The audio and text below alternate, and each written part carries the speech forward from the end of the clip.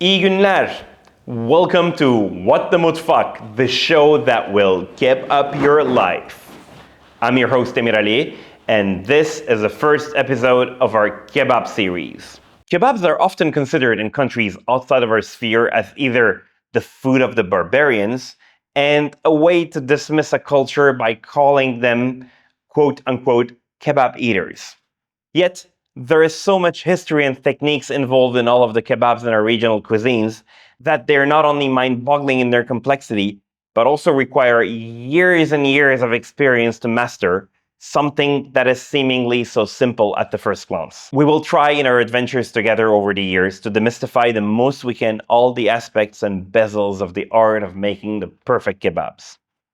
Spoiler alert, they are very geo-specific. Today, What the Mutfak dedicates its first episode of the kebab series to the cornerstone of all kebabs, the Kıyma Kebabı. First of all, what is the Kıyma Kebabı and why is it so good?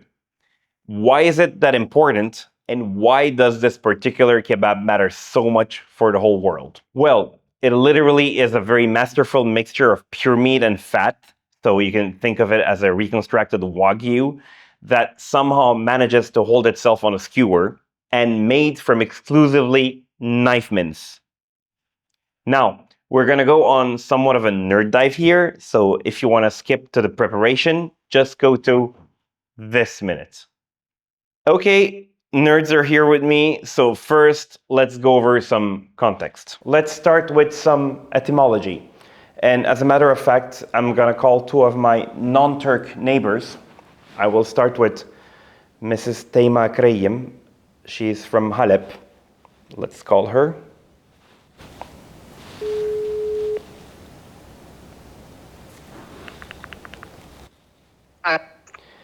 الو تيماء. هاي أمير أهلا. أهلين شلونك شلون أحوالك؟ منيحة شلونك؟ والله كتير منيح لما بسمع صوتك بكون أحسن. بس سؤال كتير قصير أنا بدي أسألك من زمان بحلب شلون كانوا بيسموا الكباب من اللحمة مفرومة؟ بيسموه كباب قيمة. تمام بس من شان اللي ما بيفهموا العربية الشامية شو القيمة؟ القيمة لحمة قيمة أو قيمة لحمة مفرومة. بالشكل كتير قيمة يعني لحمة مفرومة بعندكم. تمام كويس أبوسك. الله معك يا تيمة يلا باي. الله معك ماشي. يلا باي. Okay, let's call a second neighbor, my very good friend Kianushi Umidi from Iran.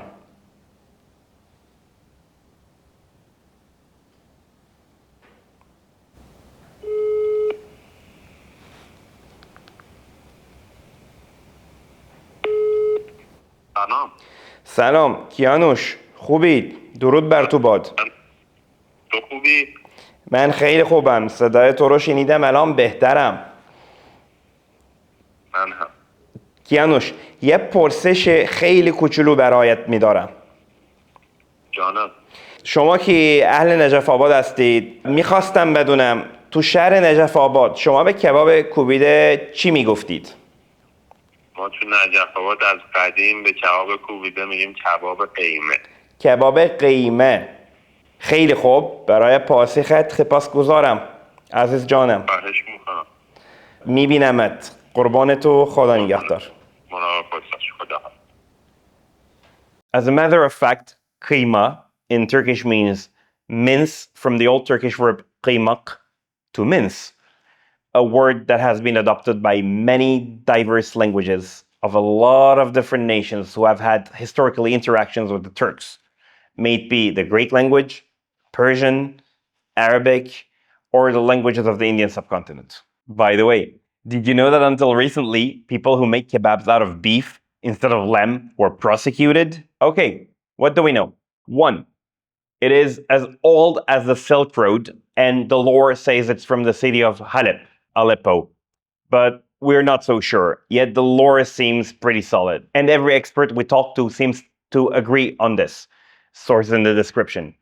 And please keep in mind the Turkish and Arabic name of the city of Halep. It will be pretty much recurring during our series. 2. Everywhere on the former route of the Silk Road, you will find this kebab or variations thereof with generally the Turkish name kıyma of some sort. 3. A very similar version exists all the way in China, the other end of the Silk Road. 4. We don't come across it much in palace kitchens. It seems to belong more to the people than anything else. It is notably seen made in small stalls and marketplaces during the Ottoman Empire. When someone's profession is making kebabs, they're being called kebapçı. 5. In Turkey, it is historically made in the provinces where Arabs and Turks live together, such as Adana, Mersin, Antep, Urfa, and Mardin. 6. Conversely, in Syria and Iraq, the regions with the highest amount of Turkish influence are famous for their kebabs the most, namely the north of both of these countries. Important note, on this series, we will focus on the quote-unquote Ottoman version and 3 countries in particular, Turkey, Syria, and Iraq. Iranian, Afghan, and Central Asian kebabs, including the Chinese ones, will have their own series, and we will also do a specific deep dive episode about the history of this kebab along the length of the full Silk Road. So be sure to subscribe for that. The different versions of the Kıyma Kebabı that exist and that we will eventually cover on this series. So let's break it down into separate categories. Category 1, nothing added, the classic Kıyma Kebabı, this very episode. Category 2, ingredients added to the classic mince, typically on a 1:5 ratio. First, the classic Adana usulü kıyma kebabı or Adana kebabı, a protected kebab whose formula is also as strict, that includes red chilies. And we'll have a bonus episode on this, the famous Adana dürüm, which is the street food version of that kebab, very popular all around Turkey. Then, the Mersin and Tarsus style kıyma kebabı that has onions and red chilies added to it. The sarımsaklı beyti that has garlic and parsley added and is also protected by the Adana Chamber of Commerce. The fıstıklı kebab, a pistachio sporting young newcomer that is only around 50 years of age and is already being a staple all around. The simit or oruk kebabı or kebab-ı or kebab-ı, a bulgur and dry spice wielding, very uncommon and difficult kebab to master. The khashkhash or hashash kebabı from Urfa and Halep that has pieces of fried fat, mostly caul fat or tail fat, inside the mince. The sebzeli kebab or zabzali kebab that has garlic and green bell peppers and red chilies, one of my personal favorites if you're gonna ask me. The ezmeli kebab or kebab azmali from Halep that has cumin, parsley, pine nuts, and cheese, yes, you heard it right, added to it. The kebab beljauz of northeastern Syria with green chilies, chili paste, and walnuts in the mixture. The kara kebab or black kebab that is my own creation from around 20 years ago, also with walnuts, but also with isot and sumac as supporting spices. And small note, I did not know the existence of the kebab beljauz at the time when I created this kebab 20 years ago. Bonus episode, we're going to go ahead and try something called the real simit kebabı, coated with sesame and molasses in the mixture. Note, again, I've never done it. I've only imagined it in my head, and we'll bring it to life together. Fun! Now, bonus episode, metrelik kebab. Yeah, made in this skewer. And this skewer, among the skewers, it's the skewest. I'll show myself out. Now, category 3, composed kebabs, as in materials added between the patties or patties added to the material. Balcan kebabı, the king of all mince kebabs, made exclusively with eggplants of the Birecik region that have a controlled designation of origin. The Ferenc kebabı, domatesli kebab, or kebab-ı-Şami, tomato kebab that is eaten for breakfast with black pepper on it. It's great. Yeni Dünya kebabı, or loquat kebabs. I mean, how could it be even bad? Keme kebabı, or kebab el-kama, or kebab el-kamaye, made with keme or Anatolian truffles, only on season. Elmalı kebab, an apple kebab made with sour kebab apples, just for that, only available 1 month a year. Soğan kebabı, the famous onion kebab of Urfa, served with pomegranate molasses. served on a plate, by the way. Now, vishneli kebab, or kebab el-kerez, the famous sour cherry kebab from Halep. One of the 3 dishes I love the most in this life, bar none. Category 4, exotic and uncommon minces. The kaburga kıyma from Adana that is made with lamb rib mince, a newcomer on the scene. The kebabs of Iraq in general, namely kebabs from the cities of Süleymaniye, Erbil, Kirkuk, Najaf, and Karbala. But since they generally follow a similar pattern, we'll take the Iraqi mince kebabs as one. The Iraqi chicken kıyma kebab, as the name implies, a real exotic. What you will need for the base and the classic? Well, you'll need a mangal. No, you can't use a grill. The meat should not touch any metal. It should float above the embers. More on the mangal on this video. Either a zırh or sikh in Arabic, not a sikh, a sikh. And in Iraqi Arabic, it's called kıyma kesh, by the way, or 2 very sharp knives. We do have a full episode explaining what it is, and here's the link. Skewers, shish in Turkish, flat or square, carbon steel skewers, if possible, hand forged. Again, this deserves its own video, more on that on the skewer specific deep dive video to come. If the video is already out, here's the link. You will need lamb meat, the classic recipe calling exclusively for leg meat from a male animal over the age of 1. We're talking about ram meat, by the way. And non-classical variations exist, more on them later. Tail fat. No other fat will give you the same taste. You need tail fat. And if you ask me what tail fat is, again, deep dive on tail fat coming soon. If already, click here. Salt, typically on a ratio of 5 to 1,000, and that is it. We will soon have yet another deep dive video on different lamb species in Turkey and the neighboring region, so stay tuned for that.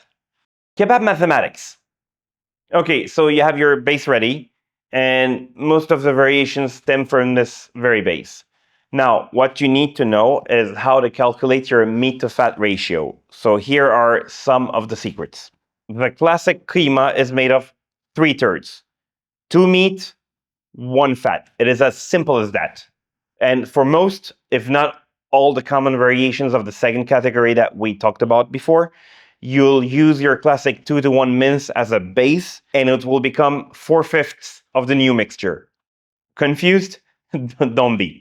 Let's say you're making one Adana style skewer of 100 grams. 80 grams of it will be your classic mince, and the remaining 20 grams will be your additional ingredients. In this case, the minced red chilies. Now, if you will make a composed kebab of the third category, the ratios differ wildly, such as when making the eggplant-based balcan kebabı, you'll need a fat-to-meat ratio of almost or maybe 1-to-1, as the kebab will need to stay moist until the ingredient that takes the longest to cook, i.e., in this case, the eggplant, finishes cooking, hence the need for more fat, as the fat will delay the burning and the subsequent drying of the meat. And each kebab of this category will basically have a different fat-to-meat ratio. Stay tuned for those episodes. When dealing with kebabs of the fourth category, as their meat parts are generally from already very fat cuts, such as ribs or shoulder, you will typically need, and I'm saying typically, to use less tail fat than the classic mince and adjust according to the recipe. Okay, all said and done, let's go wash our hands and start prepping and cooking. And let's try not to get embarrassed in front of the 7.5 billions who are watching us.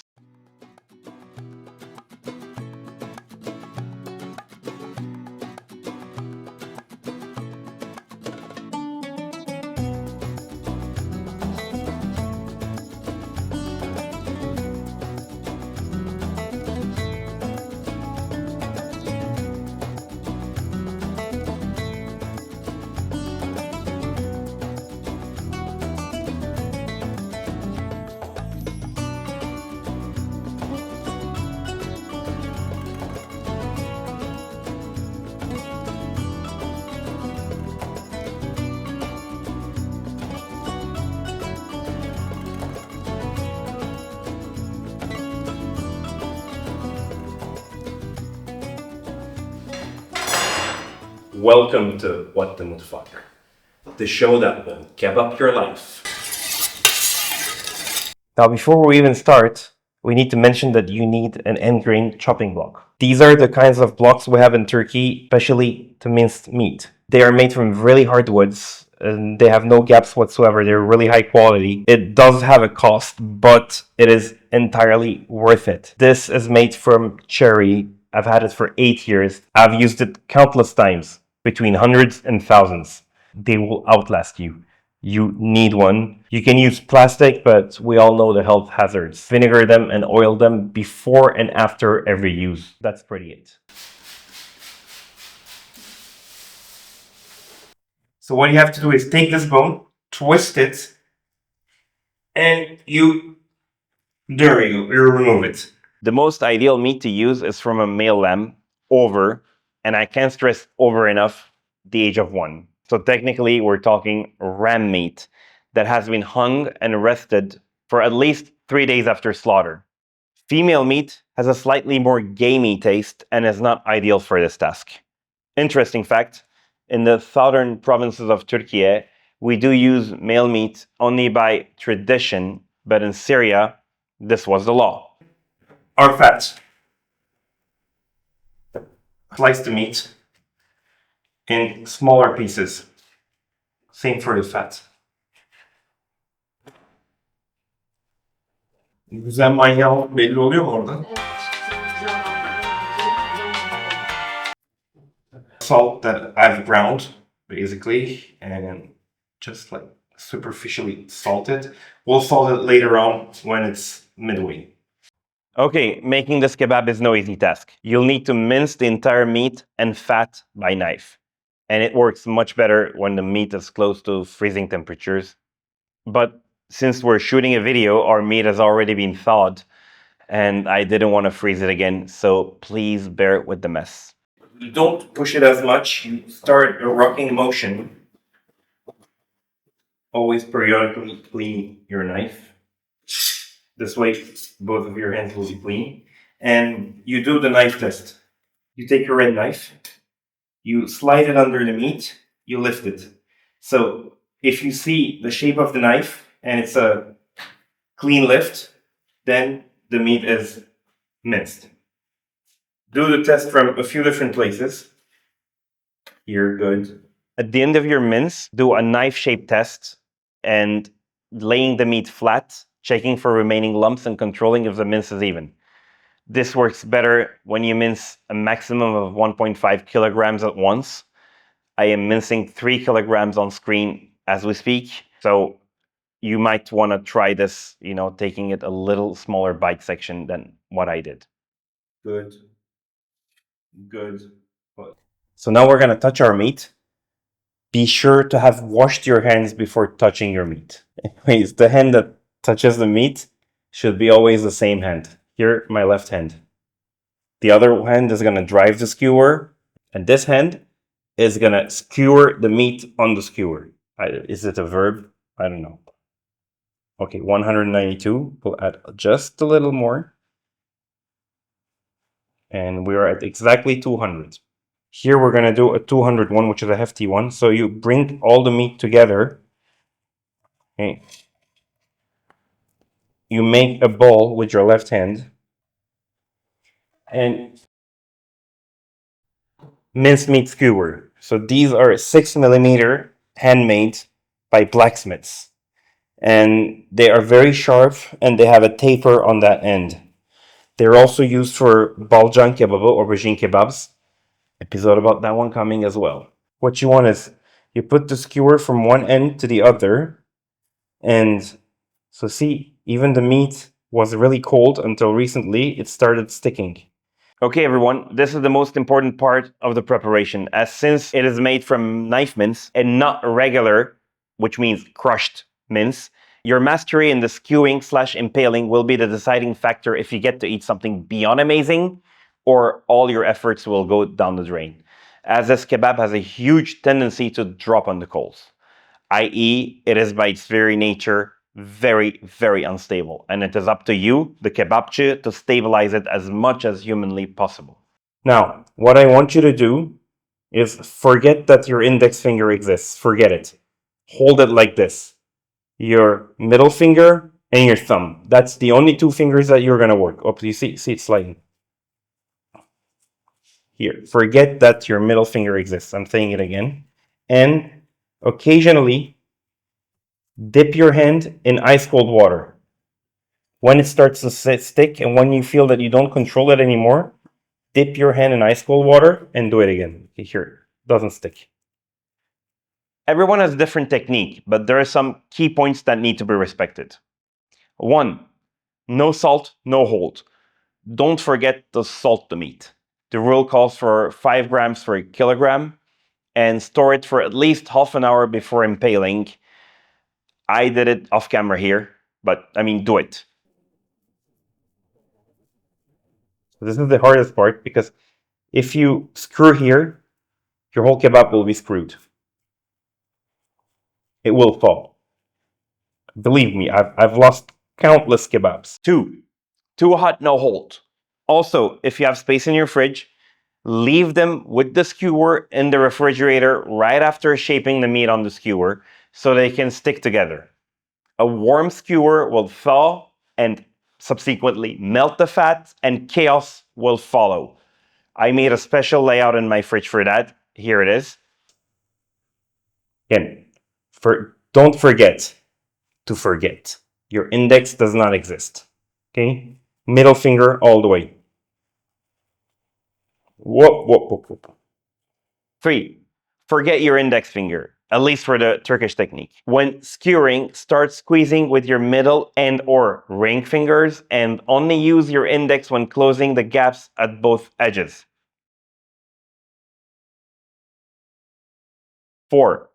Dip your fingers in ice cold water. This will momentarily freeze the fat and subsequently unstick the patty from your hands, helping you to shape it. But do this the most sparingly possible, else you'll add a certain unwanted amount of water to your kebab and it will change the taste. So the rule here is that you need to have a consistent flow of meat and no skewer in every place. Do you see that? So the meat touches meat and no skewer.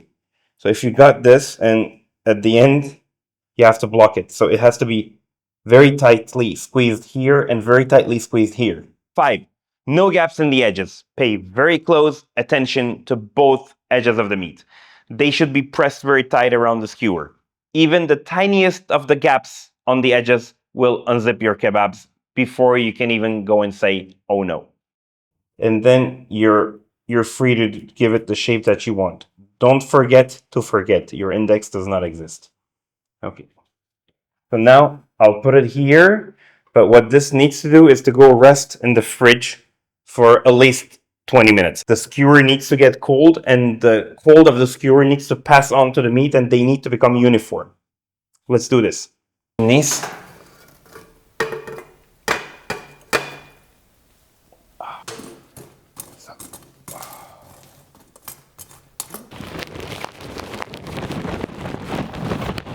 Okay, the mangal is lit. Now we're gonna put our kebab on. First, before the kebab, as usual, the chilies are super spicy garden chilies that you have to use to accompany the kebab, and our assembled tomatoes. Here. Okay, now the kebab. Now let's talk about the kebab.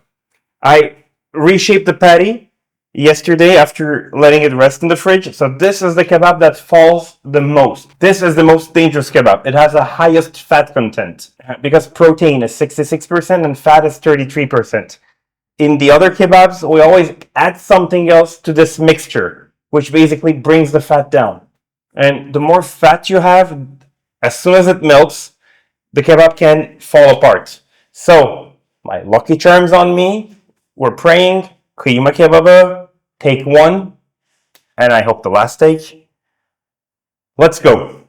So I count it until 10, and there goes the first flip. 6. Be gentle with the skewers on the mangal, especially when you lay them and when you turn them. Making sudden moves or even little skewer drops will detach the meat from the skewer. Don't forget that everything is holding very loosely together and remind yourself of that constantly. Listen to your kebab. Look what it's telling you. This is not easy business.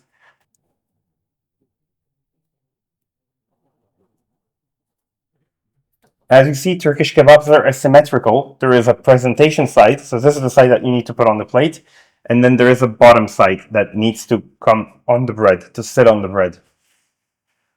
You need to make sure that both of these sides are cooked evenly.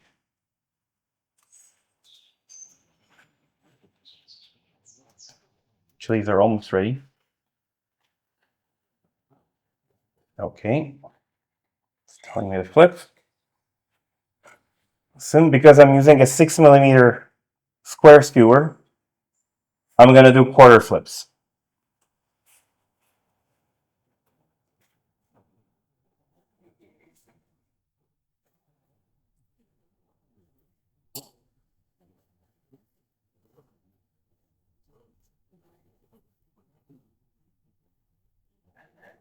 Okay, so the meat is good. It's setting apart, it's squeezing a little bit. That means that it's acting as one piece. This is what you want.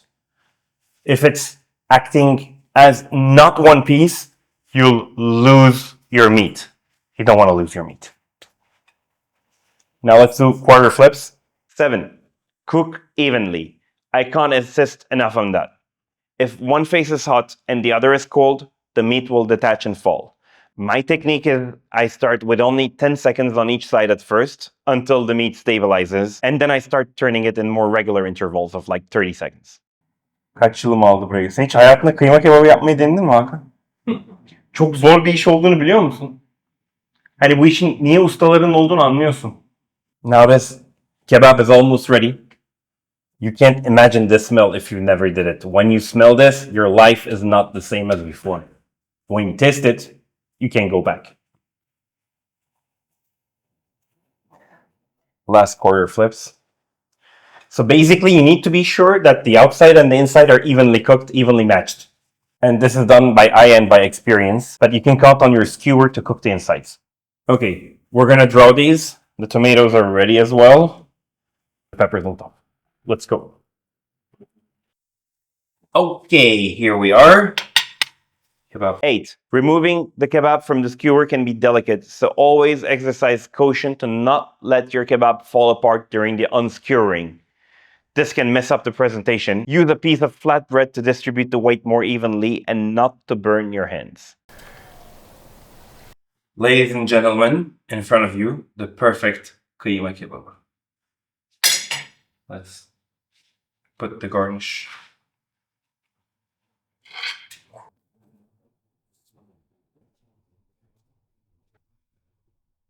Then you know some of that. 9. Stick to the rules. Our cuisine is full of rules, rituals, and traditions. Don't do your thing. Follow the footsteps of the hundreds of thousands of dedicated masters that came before you. Believe me, they knew something you didn't. Respect the profession and the tradition. With my greasy hands, I'm gonna tear up a little bit. This is the maker's right. Let's go. As we say in Turkish, yarasın. Serving and eating. Always serve your kebab over flatbread. Always. A few kinds of flatbreads are legit. More on them later. Don't let your kebab touch the bare plate. Some of the fat will freeze. No. The fat should be gradually collected by the flatbread under it. Never serve rice or bulgur with your kebab. Never. Don't even dare. They should not even cross paths in the same meal. Some people, including myself, take it as an insult. Walk away from the places who do. It is very disrespectful. A few essentials will have to be served on the same plate nonetheless. The piyaz, sumac, parsley, onions, also known as sumaklı soğan, the grilled tomato and grilled peppers, sometimes in Syria, grilled quartered onions. You'll have to roll a little bit of each in your flatbread squares to enjoy it as it should. And anything else you'll serve with your kebab will need its own plate. Nothing else is allowed on the main plate. With a small exception for Mersin, when in season, a slice of lime or bitter orange is added to the plate to optionally squeeze on top of the kebab. It gives a little nice tang. Non-essential sides will be, well, first the tablacı salatası, the famous salad of Adana and Mersin that is only served with kebabs, containing diced tomatoes, onions, peppers, parsley, sumac, olive oil, and a little bit of pomegranate molasses. Gavurdağ salatası, the as famous salad of the province of Gaziantep, that has onions, tomatoes, cucumber, parsley, and walnuts, topped with generous amounts of olive oil and pomegranate molasses. But more pomegranate molasses than the previous one. Ashkili bostana, that will be served if you are in Urfa. Very finely chopped onions, parsley, tomatoes, and green peppers floating in a concoction of either sour pomegranate juice, but very sour, not like sweet pomegranate, or pomegranate molasses diluted in lemon juice. No olive oil. Better served with ice cubes. Now, those last three salads are mutually exclusive because they are geo-specific and you can't be at three regions at the same time. And let's go over some of the non-exclusive ones that are pretty much served in many places. The acılı ezme, a famous meze from our east, served in most Turkish cities together with kebabs.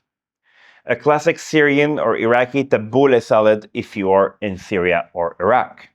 Strained yogurt with fresh purslane and olive oil. Oh, I love this. Charcoal roasted baby onions served with pomegranate molasses and olive oil. In southern Turkey, they do this. It's fantastic. Roasted garlic cloves with the skin soaked in a little olive oil. Wood olive. Fresh slices of bitter radish from southern Turkey. Note that this last list is exhaustive and virtually infinite, so I'm gonna go ahead and stop it here. What to drink with it? The classic Kıyma Kebabı, if taken for lunch, must be accompanied by an ayran. If eaten for dinner, you can either have rakı or arak with it. Şalgam suyu, the famous Turkish fermented black carrot and turnip juice, goes better with the Adana and Mersin versions of this kebab, as they're somewhat spicy on their own. It would overpower and drown the taste of the classic. So don't drink şalgam with the classic Kıyma Kebabı. If your aim was to learn how to make and serve and eat this kebab perfectly, you're done. You're at the end of this video.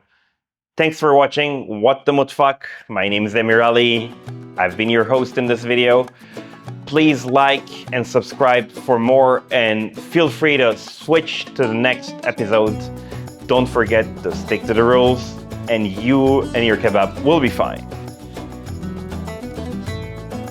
If you're a total geek like I am, here's some extra content for you. Okay, first note on the lamb. Which breed of lamb in which region? In the Urfa, Antep, Halep region, which is the former Ottoman vilayet of Aleppo, it is made exclusively from the Üveysi, Ivesi, or Awasi in Arabic, also known in Turkey as the Hallık or the Sarıbaş. In the Adana Mersin region, it is made from the Akkaraman breed, also a beautiful breed. This is all white and has a fat tail. In the cold, mountainous regions of eastern Turkey, it is made from the purple-colored Mor Karaman, known among the local public as the famous Morkoç. It's a beautiful sheep, by the way. All of those breeds are fat-tailed breeds, endemic to our region. And fat-tailed species tend to be very lean on the meat side and store all of their fat in their tail area, akin to how a camel stores it in the hump. There are a few other fat-tailed special breeds in our region, among which the all-black Karagül, which extends from eastern Turkey all the way to China, and it's famous for its black fur. By the way, the kebabs of Central Asia are all made with that species. Among the fat-tailed sheep species, the Awasi breed is a very special breed that has been academically studied and selectively rehabilitated for the dry climate of the region centered in Halep, including the neighboring provinces of Turkey and everything south of, all the way to the Yemen. This research resulted in huge productivity increases by none other than the prestigious International Center for Agricultural Research in the Dry Areas, the ICARDA, that had headquarters in Halep, Syria until 2012 when they moved to Beirut, with, by the way, auxiliary offices all around Turkey, Lebanon, and Jordan. You might also have heard about them from their huge ancestral seed banks. Fun fact, I did read some of these papers back in the days, and I do derive part of my knowledge on the matter from those. Find some of them in the description. Second note, skewers for the Kıyma Kebabı. Now, as I said before, we'll do a full episode on the skewers, their importance, and how they're made as well. And spoiler alert, I have a very good friend who makes the best.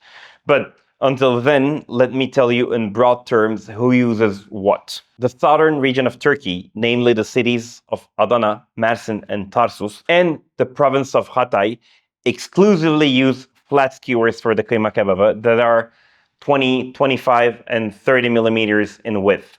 The southeastern region of Turkey, namely the cities of Antep, Urfa, Mardin, almost exclusively use square skewers that we funnily call yuvarlak şiş in Turkish, that literally means round skewers.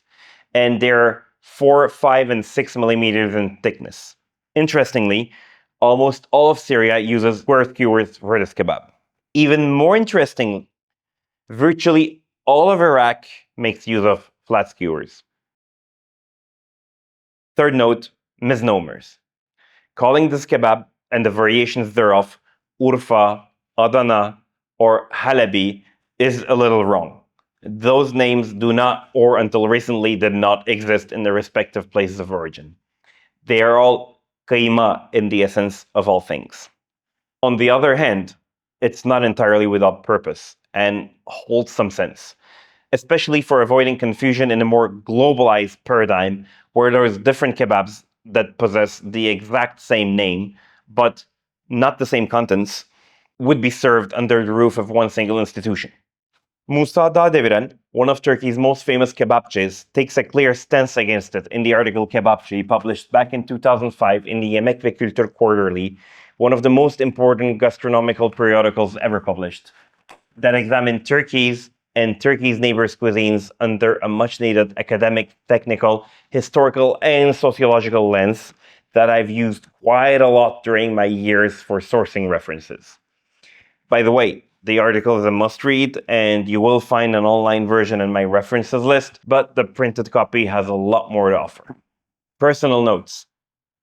You know, I still can't forget my first Kıyma Kebabı that I've had in Adana back in 1990 when I was 7.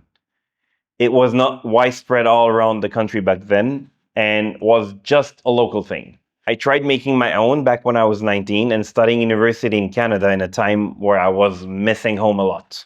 I thought it was some common minced patty that you'd casually put on a skewer as long as it was lamb. Boy, was I wrong. The result was a complete failure. I tried at first on my every student best friend cast iron pan. Disaster. Then we tried it with my neighbor on his backyard barbecue grill. Turned out appallingly bad. It was the early 2000s. There was no YouTube back then. So I started combing through every book, document, and publication I could lay my hands and eyes on, as well as asking the professionals to share their skills and techniques, to which many responded positively. I was motivated by my previous failures. Honestly, it took me years to master, but hopefully, because I literally just laid down all my cumulative multi-decennial experience in front of you, it should in no way take you that long. Another thing that did motivate me into this research was that when I was abroad in the Western Hemisphere, the kebab they'd make and serve over there would be considered for a case of national high treason back in mainland Turkey. This very wide difference in taste and everything else was one of my primal motivations to dig deeper and to learn about the bare essentials, such as the knife mince and the tail fat. When I stayed in Syria and Iraq, I saw that the Kıyma Kebabı culture in these regions was also highly developed and was deeply embedded in the national cultures of these countries. The most important thing was that the essential rules, tail fat plus knife mince lamb, remained same. There used to be a legendary kebab in the livestock, meat, and offal sector of the Halep Grand Bazaar in the section called sakatiye in Turkish and saatiye in Arabic. Fun fact, if you were to check the edit history of the articles, like Adana Kebab on Wikipedia, you'd find my name quite a lot, starting around 12 years ago from now. Last, my life would have had a little bit of a desolate and empty part had this kebab not existed. Final words, questions left hanging that we will try to answer in later episodes. So, the origins, Halep or somewhere else on the Silk Road. Why does it have, or historically had, the Turkish name Kıyma all over its native geography, even in non-Turkish settings? The gradual transformation of the Kıyma Kebabı to the shish köfte and then to the köfte during the height of the Ottoman Empire. Thank you for watching What the Mutfak. My name is Emir Ali. I was your host in this episode. Please like and subscribe for more if you made it this far into the video without falling asleep. My friend, you are a total real food nerd. Thanks again for your support. Every view counts. Please share if you liked what you saw. And until then, yarasın.